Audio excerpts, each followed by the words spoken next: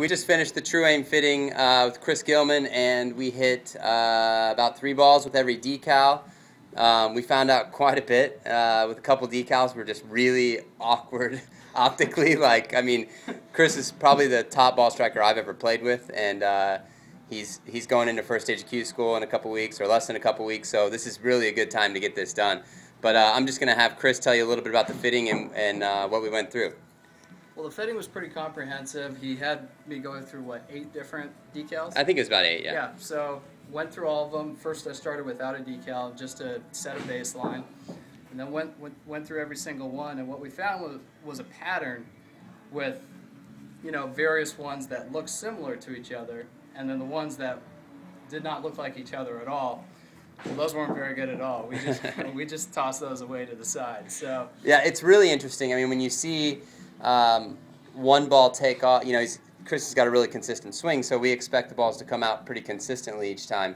When you see a ball take off his club in a really random place, he kind of looks at me like, what just happened? And I'm like, hey, don't worry about it. We're just going to hit 3 balls and go to the next decal. So the decal we ended up with, let's see if we can get this in pretty good light.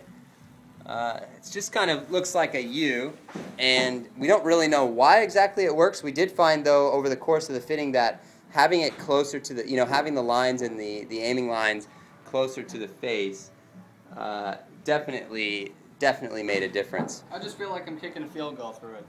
Yeah, I mean, it's pretty cool. That's kind of the same thing that the other guys say. When you get the right decal, it really does just kind of feel like you can, you know, just aim it exactly where you want to aim it and then just let it fly. Was there anything else that you had to do differently in your routine to adjust to the decal? No, I don't think so. I looked at every single one, and, you know, whether they were put on correctly, and Sam did a great job at that. And then on top of it, just when you set it down, obviously everything looks different to you a little bit. And so, you know, if you have a discerning eye, then you can tell those things. So obviously I had my preferences as to which ones I like better than others. And so I found this one was the most consistent to me, not just looking at it, but when I struck the ball as well. And I mean, obviously when I made a hard hack at it, I hit some absolute bombs out there. Yeah, we just hit one 347. Last ball that we hit was 347. So I'm going to clear some of these results because we've got a bunch of lines on the screen.